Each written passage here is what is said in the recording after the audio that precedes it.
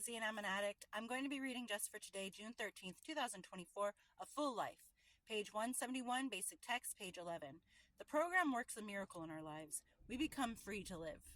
Most of us, if we've been in recovery for any length of time at all, have heard some member complaining in a meeting about being terribly overworked, too busy for meetings or sponsorship or other activities. In fact, we may have been the complaining member. The days seem so full. Job, family and friends, meetings, activities, sponsorship, step work. There just aren't enough hours in the day, the member complains, to get everything done and meet everyone's demands on my time.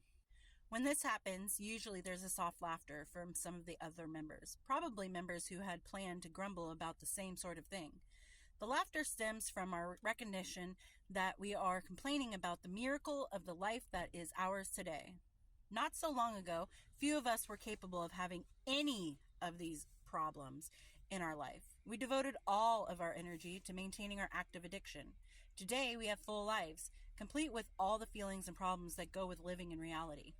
Just for today, I will remember that my life is a miracle. Instead of resenting how busy I am, I will be thankful my life is so full.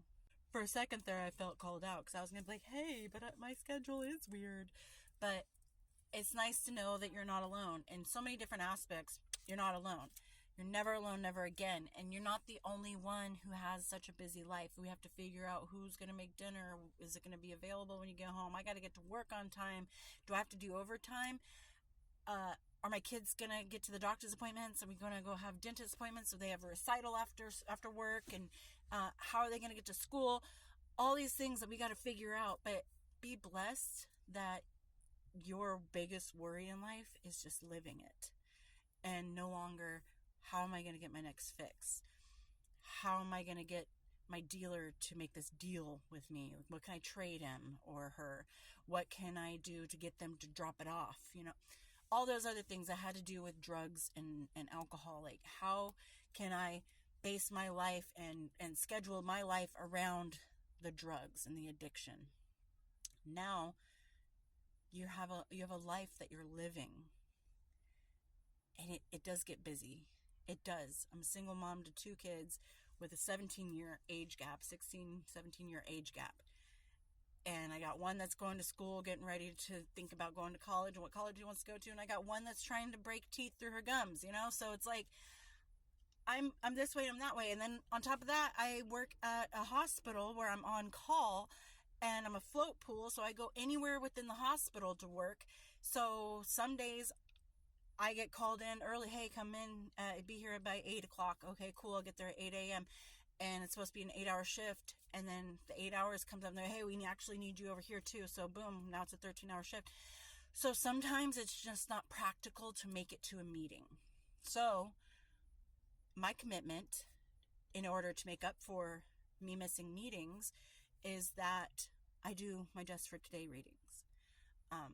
It's maybe not conventional and not like what you would think about doing meetings wise, but I keep myself accountable in my recovery by coming on here and doing my Just for Today readings. No matter if I'm sick, no matter if I just had dental work and I'm talking like this because I can't talk and feel my mouth, no matter if I have something to do that day, like a birthday party or a baby shower or something to go to, I make time, most of the time on my lunch, to do my Just for Todays. And that helps me keep myself accountable. It helps me reach out and make sure that I'm active in my recovery.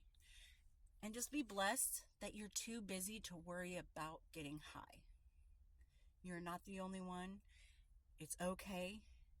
And like I said in the beginning, I thought I was about to be called out, but then the rest of the literature came out saying like, hey, be happy that your life is so full, because it could be based around drugs and alcohol again, which we don't want at all. It can be how it used to be, where you were just worried about your fix and worry about the shadow people or whatever it is. But now you worry about making your paycheck and taking care of yourself and your friends and your family and whatever else you need to do. And you have the ability, you have that drive in you to do what you need to do to make it in your day-to-day life. And even on those days that suck, those days that you're just like, oh, can I just go back to sleep for another 2 days so I can just, get past this hump? Even on those days, be blessed, be grateful that that's your biggest problem. That's your problem, your strife, the issue of your life. And it's no longer drugs. Because not everybody who's ever been in active addiction ever get the chance. Unfortunately, there's a lot of everybody, not everybody. There's a lot of people who don't get that chance to taste the sweet freedom of recovery. And I hope everyone's doing well out there, and I'll talk to you later. Bye.